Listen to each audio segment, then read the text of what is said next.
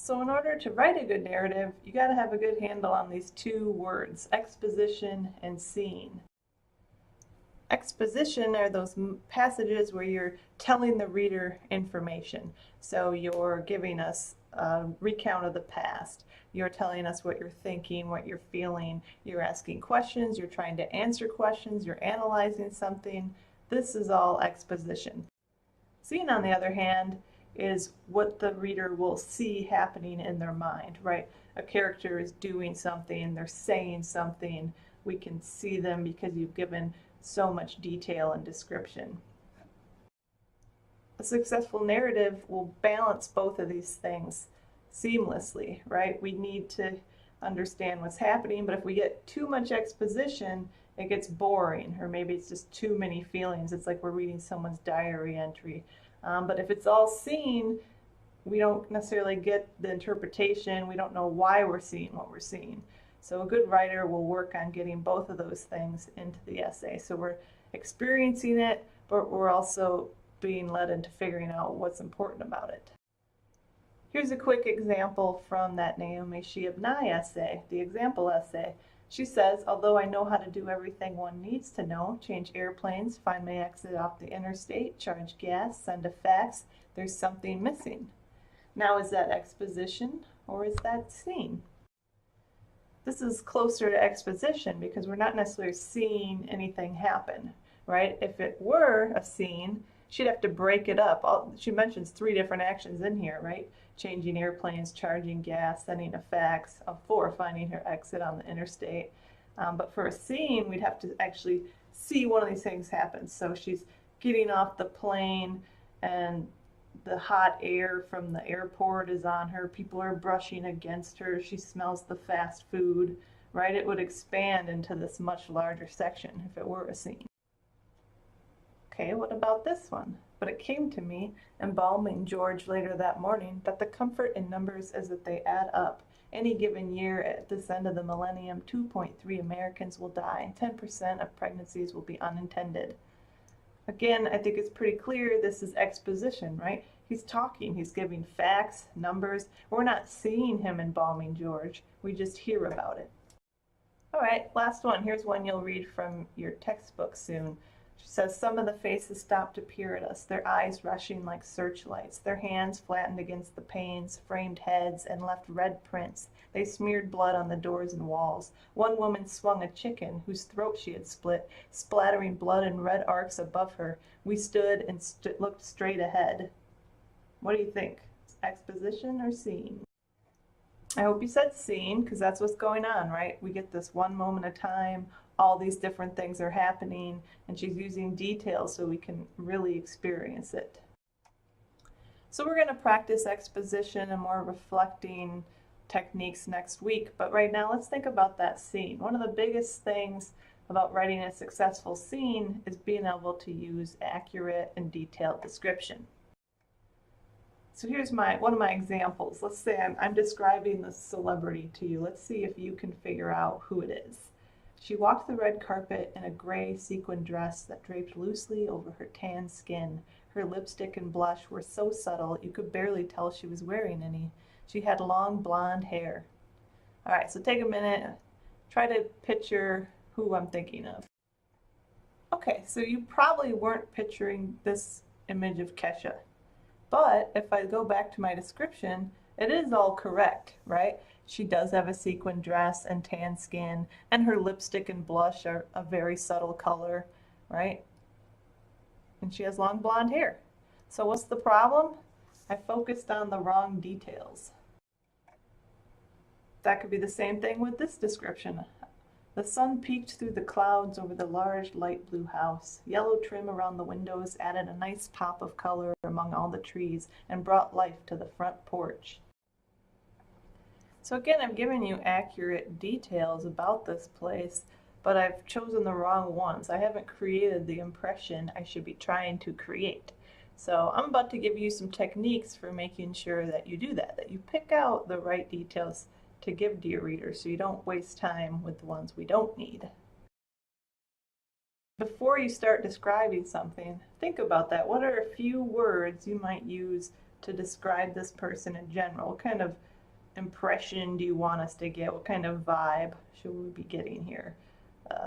Grungy, kind, creepy, clean, what's just some general words? Write a few down before you start and keep those in the back of your mind as you're describing everything.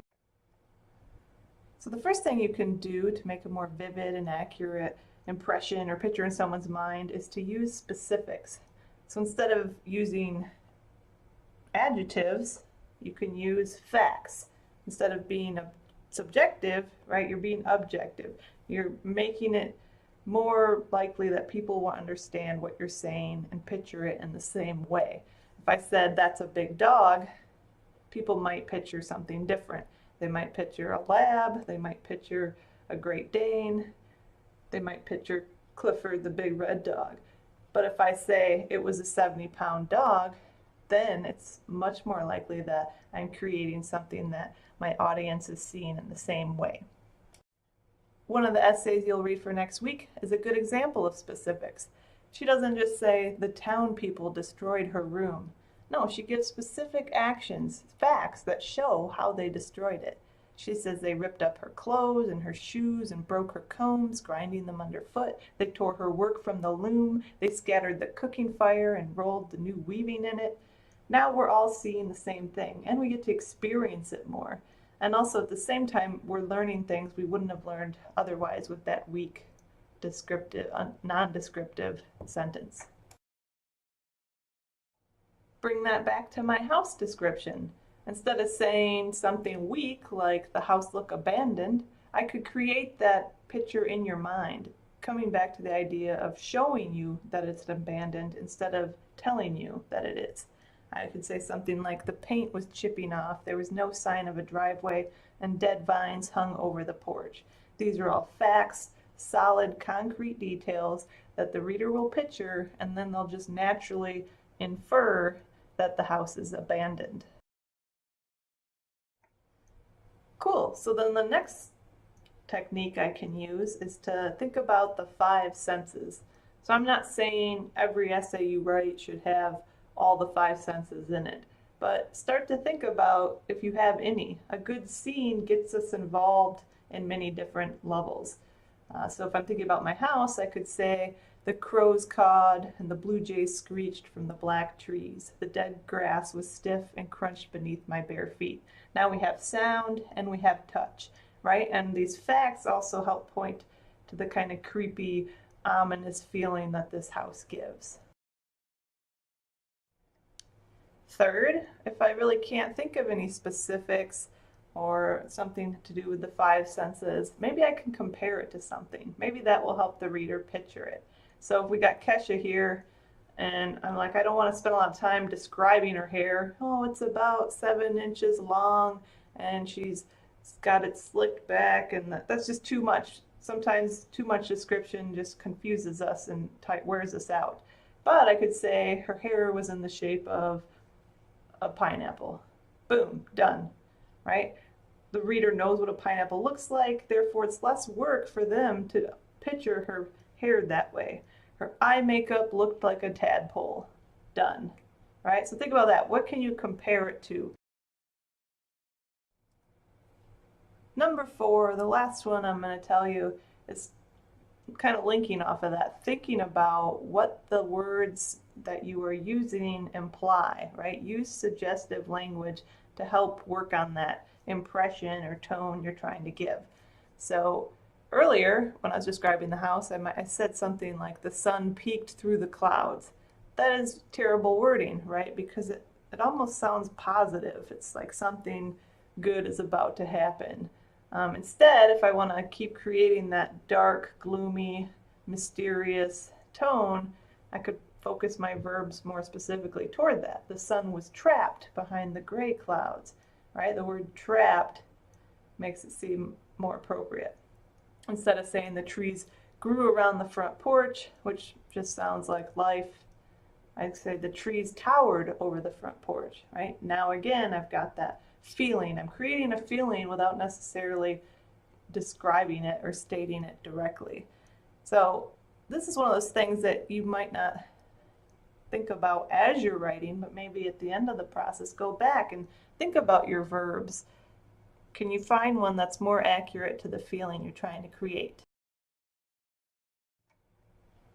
So that's all on that for now. Your next step in this activity is going to ask you to go back to your original description of that man and rewrite it kind of using these techniques. Think about first, how do you want us to think about him? And then how can you use those specifics, those comparisons, the senses, and the language to create that impression instead of necessarily just stating it directly.